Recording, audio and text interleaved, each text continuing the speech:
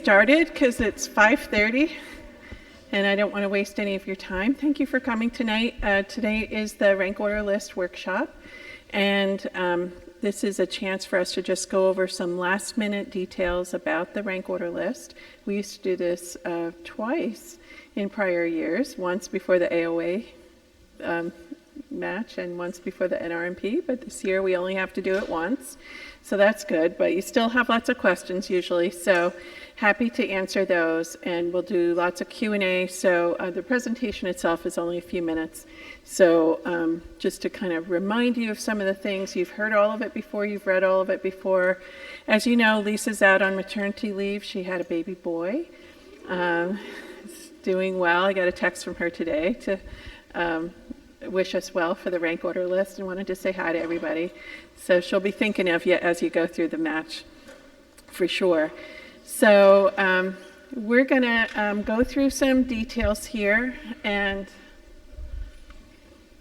feel free to ask questions as we go along. Don't wait until I'm done. And we have people streaming, and we might have some questions from the remote audience as well. Hi everybody out in and about if you're watching. So we're just going to get started. This is what we're going to cover tonight: the timeline overall of the match, tips for ranking, second looks, letters of intent, and advanced specialties and prelims. And then if there's other questions, of course, you can ask. Oops, sorry. So timeline, you know that rank order lists are due. It's open already. It opened in the middle of January. And the rank lists are due on February 26th at 9 p.m. Please don't wait until February 26th, because as you know, when any nationwide system is used by massive amounts of people at the same time, it has the opportunity to glitch. It has, and it has done that in the past, and it can certainly do it any time. So it causes students to freak out, as well it should. So please don't put yourself in that situation. That last volley between two different residencies just isn't worth the stress of possibly not getting a receipt of send. So definitely do that ahead of time. If you're done now, do yourself a favor and submit and stop worrying about it, because I know a lot of you are obsessing, and we'll talk about that as we go along. So whenever you're ready, but before the deadline. The match results are released on the 16th, so you will find out if you matched, but not where you matched. If you're unlucky to unmatch or partially unmatch, so some of you are applying to advanced programs, and you also have to do a prelim.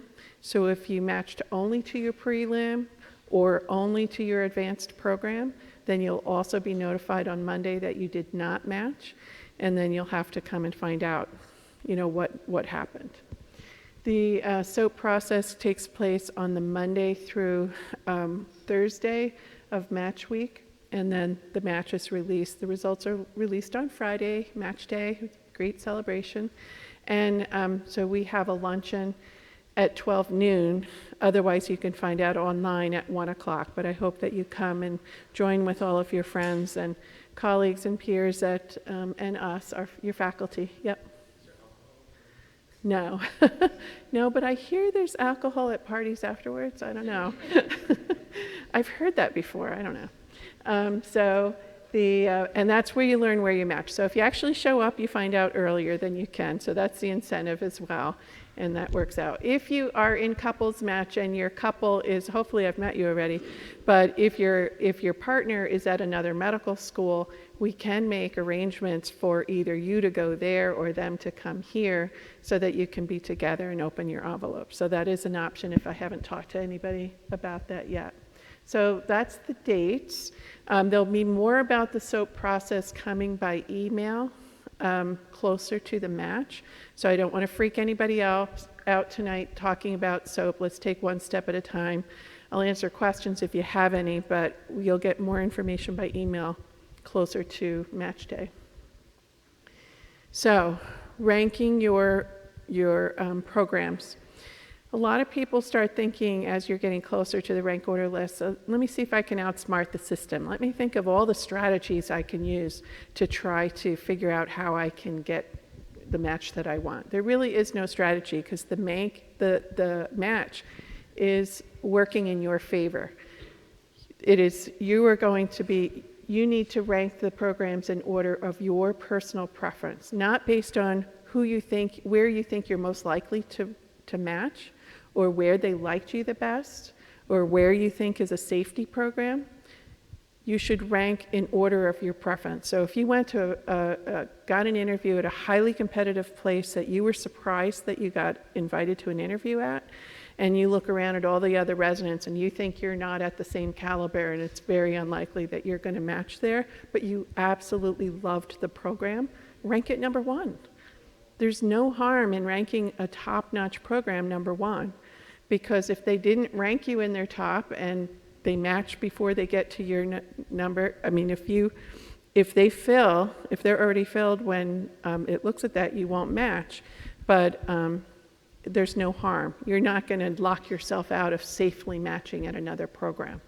So that's going to be really up to your preference.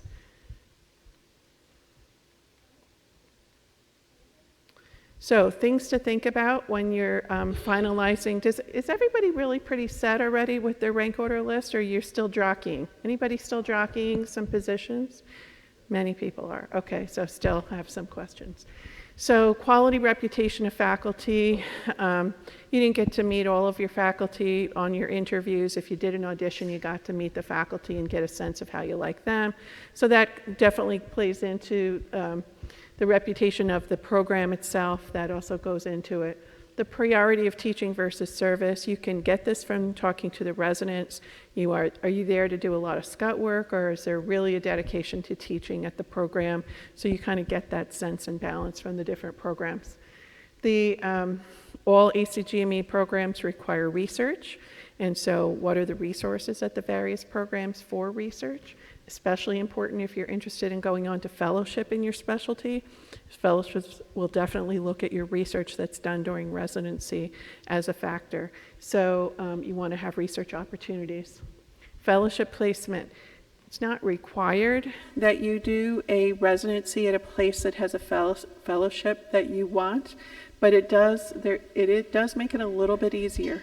Many fellowships are quite competitive, and having the opportunity to get to know the fellowship director and work with them during your residency probably will give you an advantage. And at worst case, if you don't get into that fellowship, the fellowship director can write you a letter of recommendation for another one. So it's definitely a factor for those who are strongly interested in fellowships. You're going to be there for 3, 4, 5 years, depending on your specialty.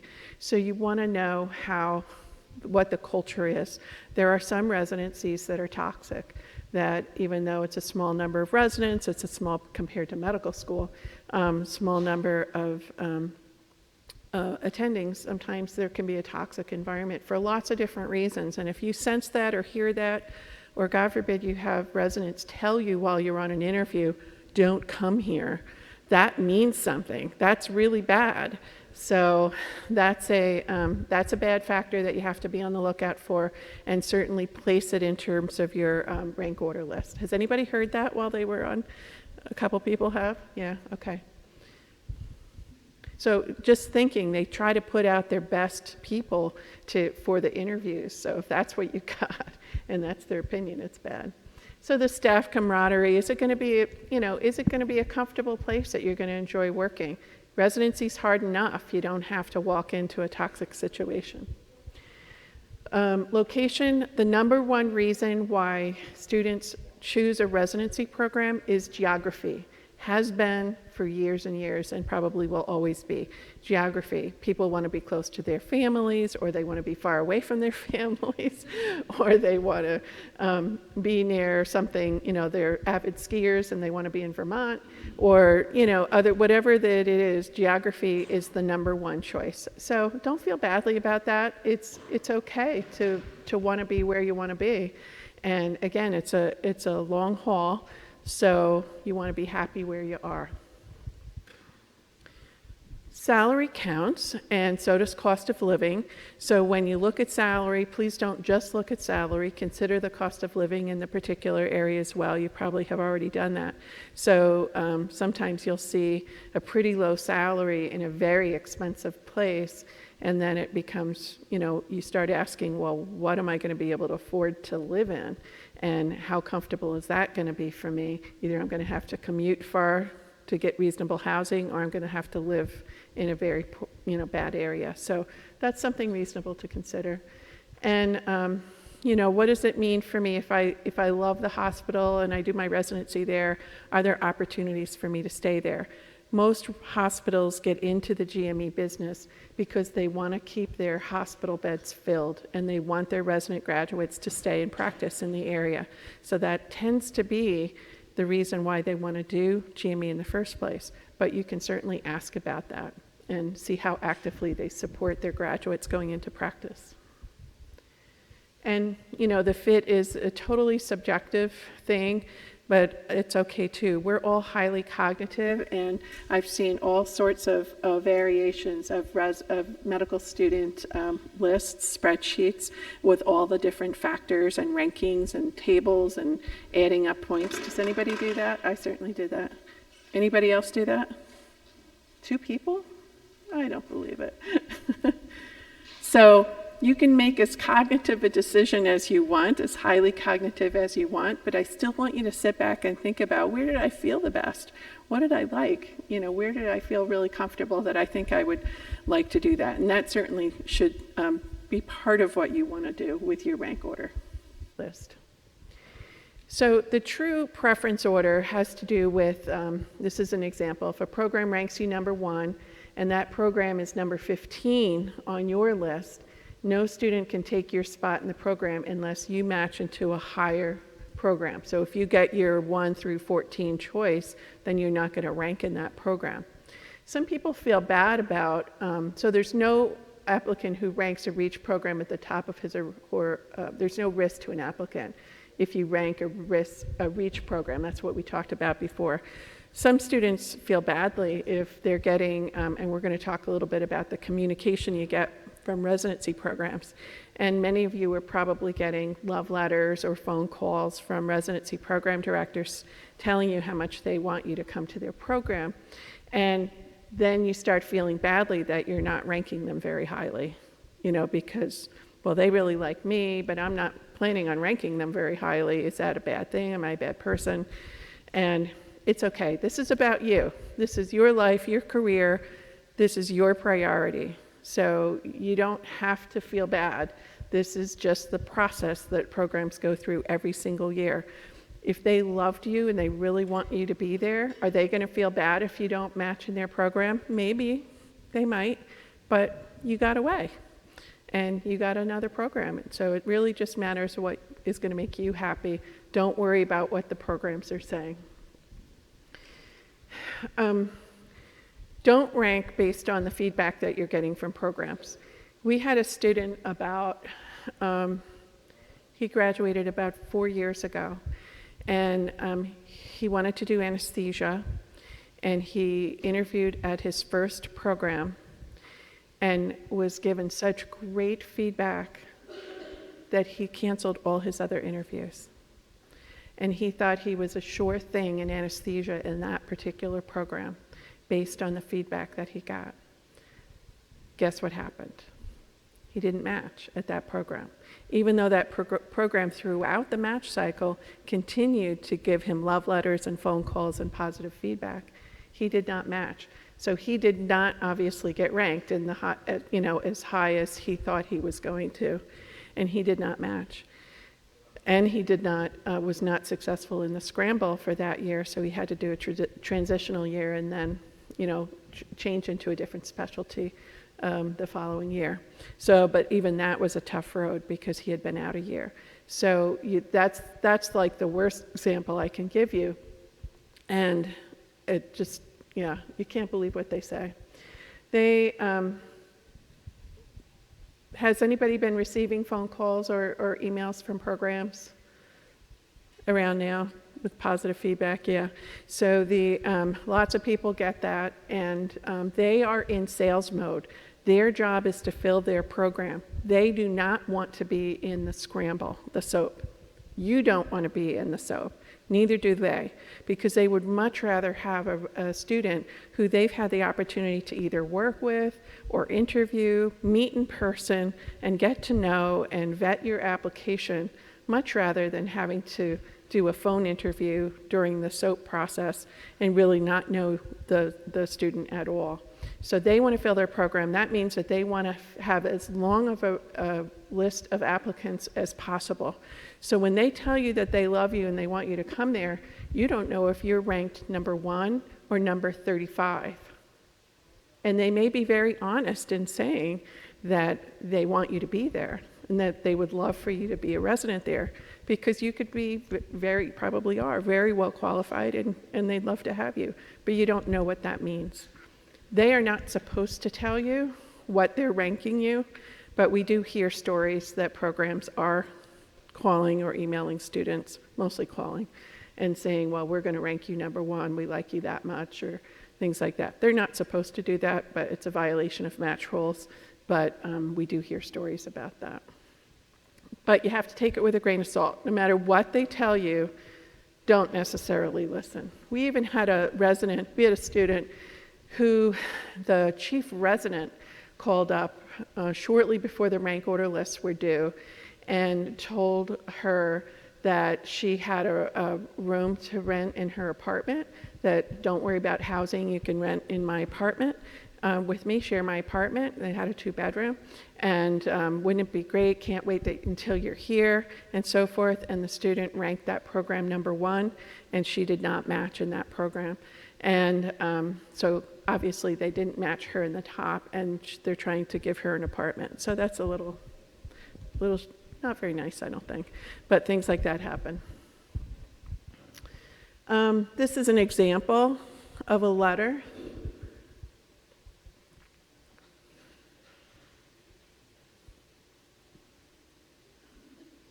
Where do you think that person's ranked? We don't know, but the student didn't match there and ranked the program highly. So you don't know, that's a very positive letter. It sounds great, but it's a generic letter that they sent to everybody that they were planning to rank, apparently, because the student didn't match there. So it feels really bad when you get these kind of letters and then you match the program highly for whatever, hopefully you ranked it highly because you really wanted it, and then you don't get it, and then you feel kind of bad. So this is the first year of the joint match, and we've been leading up to that, and more AOA programs have turned over to ACGME, and a huge percentage, almost all of the AOA programs have gone over to ACGME, and with the increase in positions from various hospitals around the country, there still is a net increase in number of residency slots compared to last year.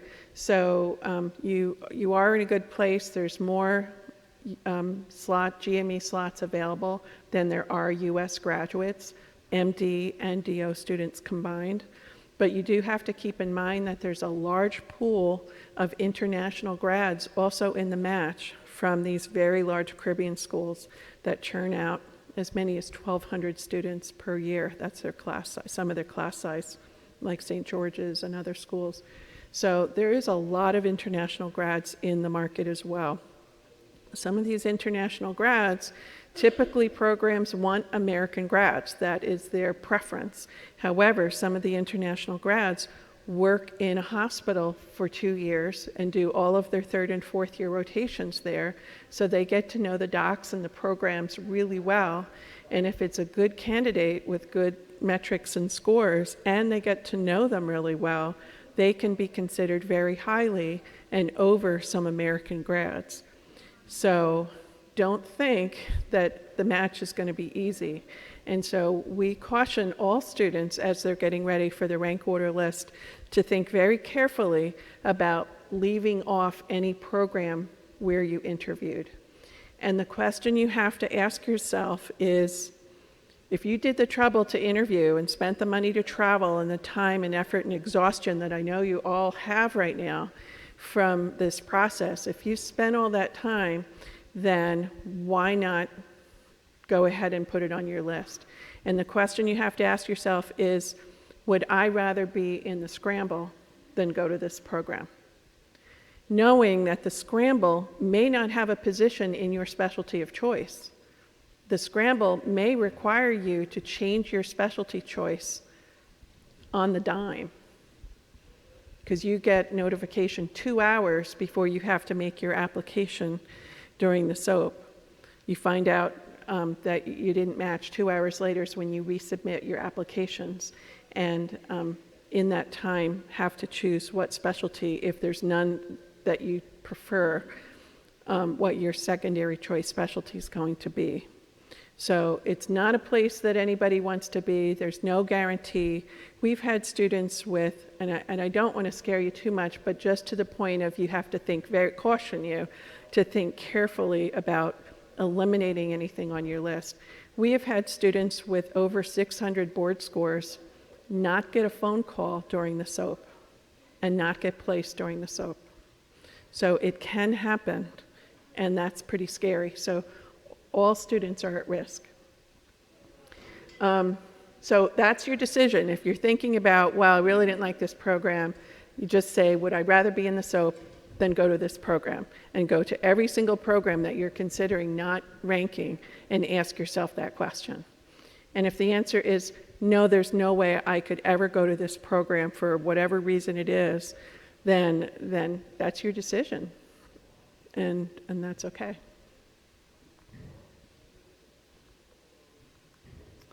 So bottom line, rank in the order of your preference. Rank any and all programs where you have interviewed, unless you'd rather be in the scramble than be in that program.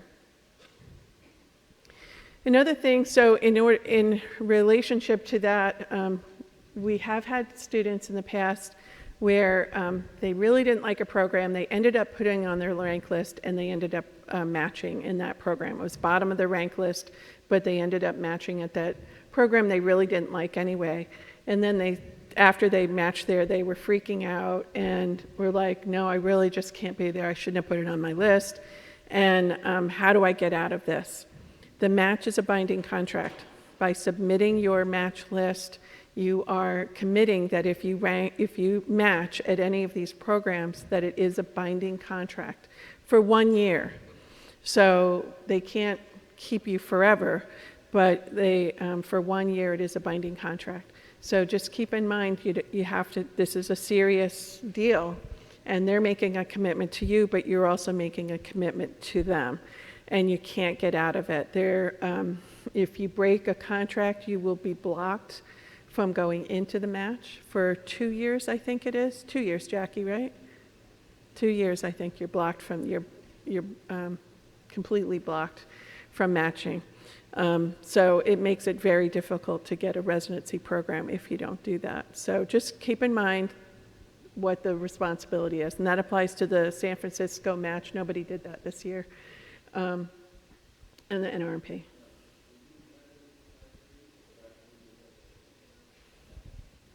Programs, the service rules for NRMP is programs can only take candidates through the NRMP. Has anybody been offered a position outside of the match? Anybody else? So a lot of times we get questions about that through the interview process. You know, a program is offering students outside of the match. That is, you have to be either all in the match or all out of the match. So if a program for whatever reason is out of the match, then they can still interview and solicit students for applicants. Why would they be out of the match? Maybe they missed the deadline they didn't get their certification in time to be in the match. That's a possibility. They had a match violation and they were kicked out of the match for a period of time. That's usually not a good sign.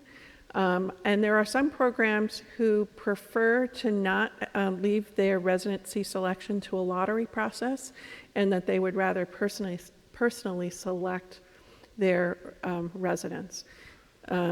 Those programs typically have a lot of IMGs, but there could be other reasons why they want to do that. So I caution against it, but sometimes there are good reasons to do that.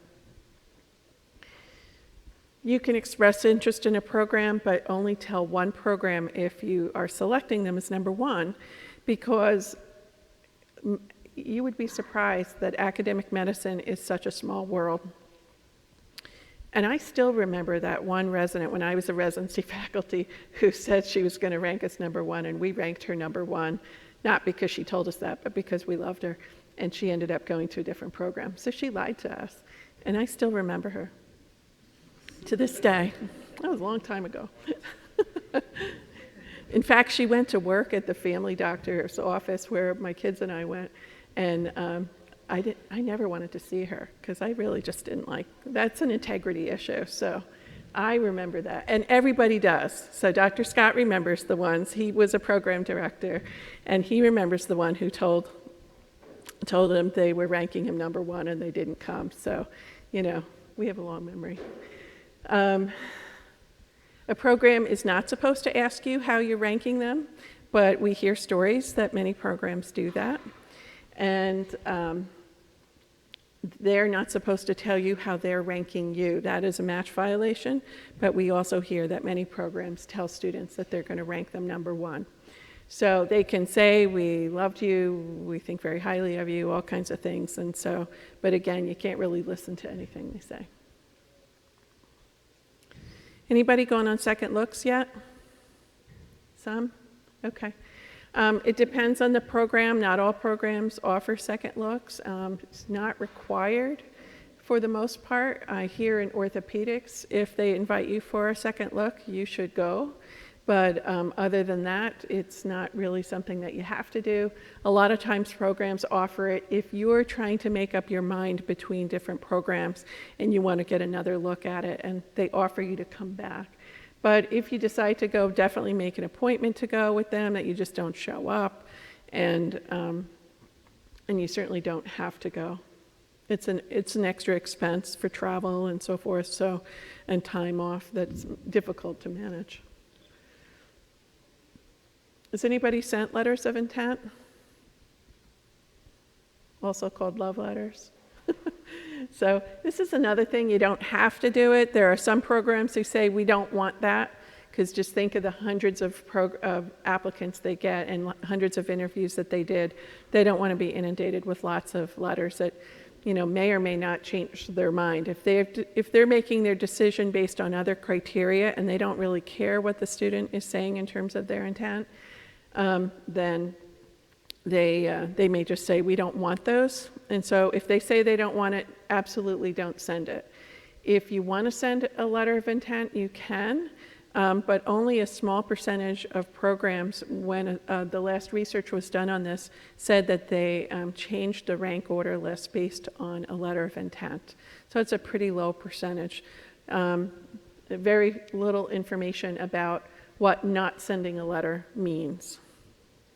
So typically, and Lisa sent a very detailed email before she went out on maternity leave about letters of intent, so please refer back to that. She gives lots of examples and language and sample letters and things like that. Don't use the same sample letter that she uses, but just as an option for just looking at things. What I usually recommend, if you're going to send a letter, probably just to your top few that you want to let them know that you're very interested. Only send one where you say you're ranking them number one. You don't have to say that, but you can if you want to, and because it's okay for students to say that.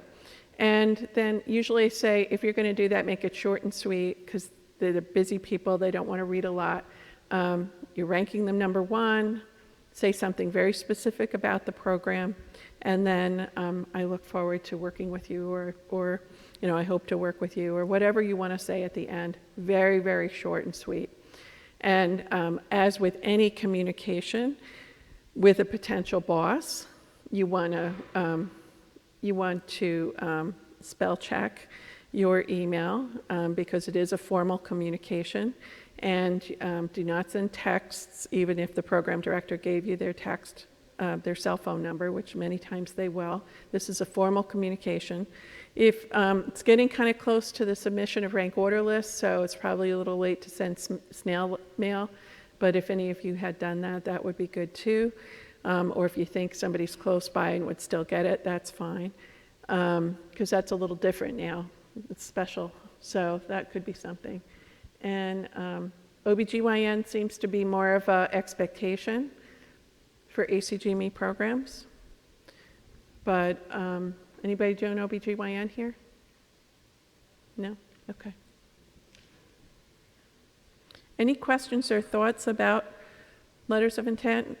What are you hearing from programs? Some are pretty straightforward about not sending any post-interview communication either way. I don't think I've heard any, at least not in the MOA interview, that makes an impact, but they'd like to see what you want to say. So some programs saying no, some programs saying optional. Okay. Anything else? Yeah? I had one, my first one that I sent them to, they said, don't send us thank you notes. And I was like, well, does that mean that we don't want this also? And I was not sure. And then I ended up doing it, and they said, oh, thanks. So it was fine. So mixed messages. And then I asked like one of the residents that I was there with, and I was like, oh, do you think it's okay? And she said, yeah, go for it. And then it was okay. So they said, don't send thank you notes, but then I guess that was still okay with letters of intent. So Okay. Yeah, so not sure. yeah, interesting behavior. Yeah. Okay. So how many people applying for advanced specialties have at least some advanced specialties? Okay. You're lucky that you get to do extra interviews, right? That was fun. So Lisa sent an email in December with the resource guide on how to do that. Are there any questions? You have a supplemental match list. You're all familiar with that now? And you link your advanced, your prelims with your advanced. So everybody know that? Okay, good. For those of you who are advised that you don't you match to an advanced position, but you don't match to a prelim position, you'll be notified Monday of the match, and then you'll have an opportunity to go through the SOAP. And there's also unfilled positions in the post-match. And this is where this year is going to be a little tricky because in the past we've always had traditional rotating internships through the AOA, and we would, not officially, but save spots for students who didn't match for advanced programs, didn't match into a prelim. So this is the first year that we don't have the control to do that, and our particular prelim program has not been approved by ACGME yet. So for lots of, it has the applications in, but it hasn't been approved yet.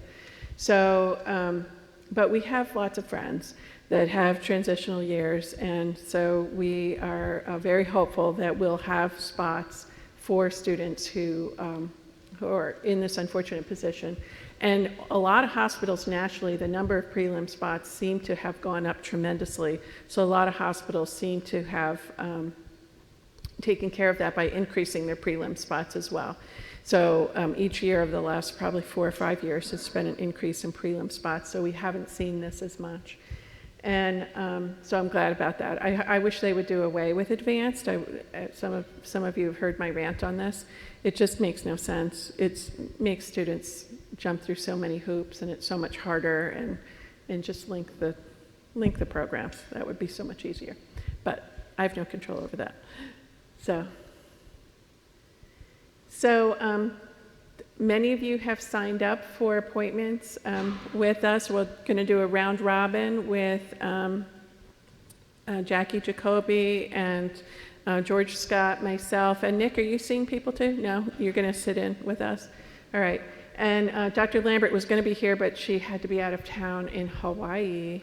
So I'm sure she'd rather be here. But so sorry about that. She had a family wedding in Hawaii, so that was nice. But we'll make sure that everybody's served. So if you didn't get an appointment slot, I've committed to staying, and I don't know about the others, but we'll make sure everybody's served if you want to go through things. So and you had sent out a little worksheet for everybody, right? Yeah, I have extras here. You have extras? Yeah. Okay. And there are 4 spots available Okay. So if anybody's here that didn't sign up ahead of time, there's 4 slots available that you can sign up for. So it'll be in, Nick has the list of what time you're going to go to everybody. But before we do that, Colin, are there any questions for online? No questions so far? How many people are streaming? 20. 20, good. Nice. So questions for you. Anything about the match that you want to know? Oh, we have 2 up there. Hi, guys.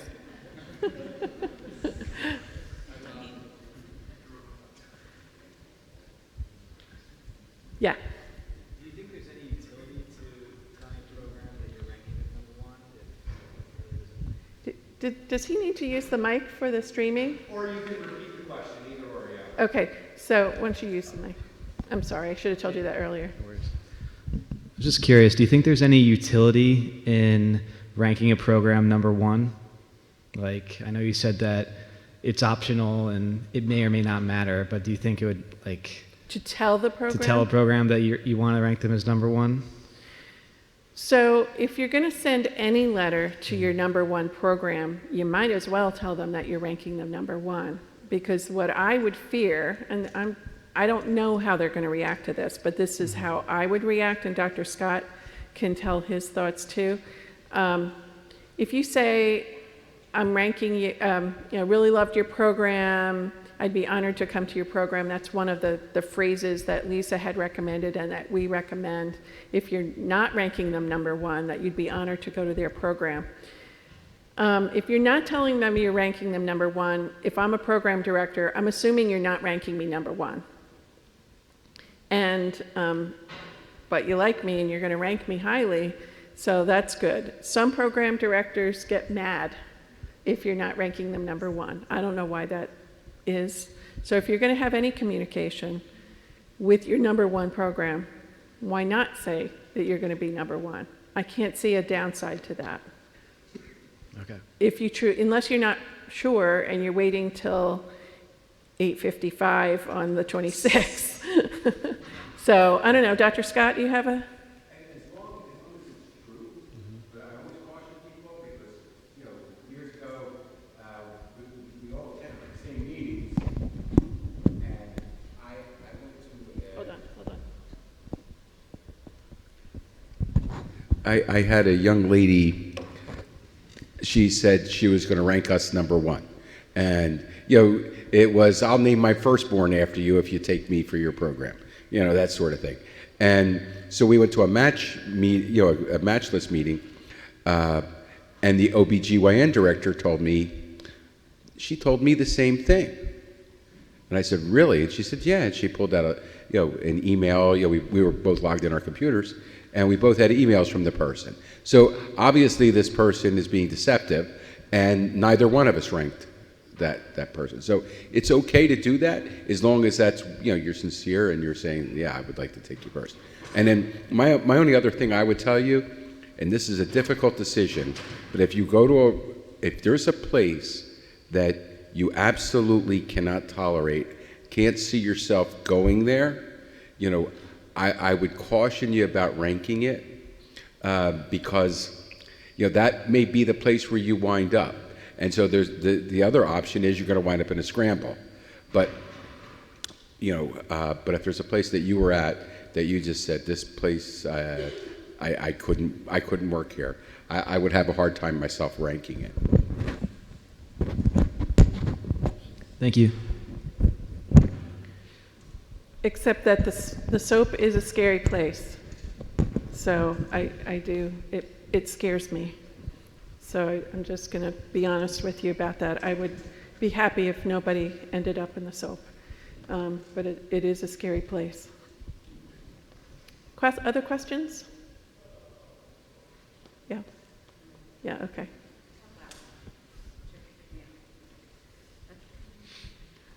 So I just had a question kind of more about the logistics of these love letters. It's mid-February, so what gets to be too late to send them? And if you do send them, are you sending it directly to the program director or someone else that you had contact with in the program?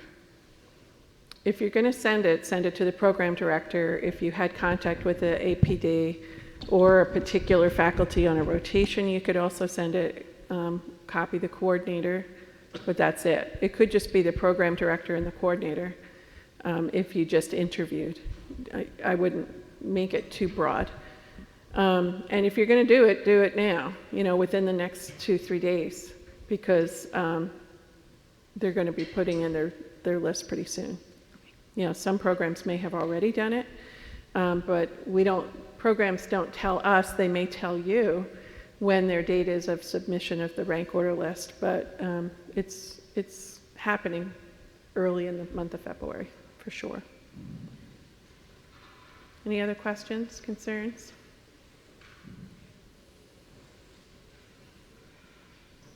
Okay, good. Well, good luck to everybody. I hope everybody does well and gets a high rank, one of your high choices. And any choice that you get, just remember, leads to board certification and a career in medicine, and that's a good thing, and a way to pay your bills.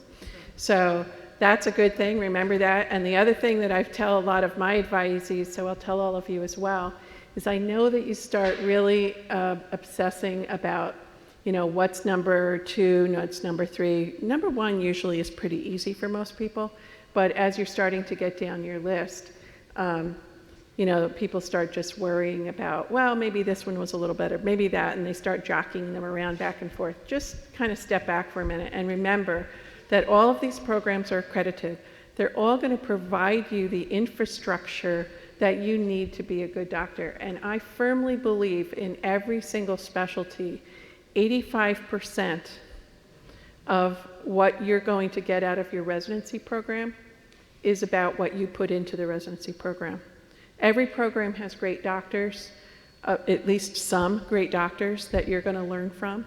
Every program has patients that you can learn from, and as I said, the infrastructure. So, maybe somebody has a little bit better organized curriculum or noontime lectures. Maybe a program has better housing or better salary or something.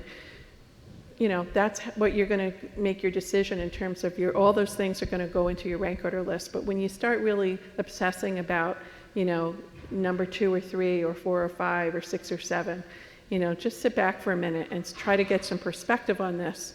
It's really going to be about you're going to end up a great doctor wherever you go because you're going to put a lot of effort into becoming that. And the program is there to help you. So yes, you want to make good choices based on all the factors that we talked about, but try to just protect yourself from all of that obsessing, because this last week can be really hard for fourth years because you've done all the hard work already. You've spent all the time, you've traveled, you've spent money, you've interviewed. It's exhausting. So you've done the hard work already. So it's really just those, your life is out of your control right now. Let's face it. It's going to be under the control of the match until March 20th. So, and that's a really scary time. Emotionally, everybody goes through a difficult time during this month. So just try to give yourself a little bit of a break and realize you're going to be a great doctor wherever you end up. Okay? All right, so we're going to distribute in the back, and you can come and see us.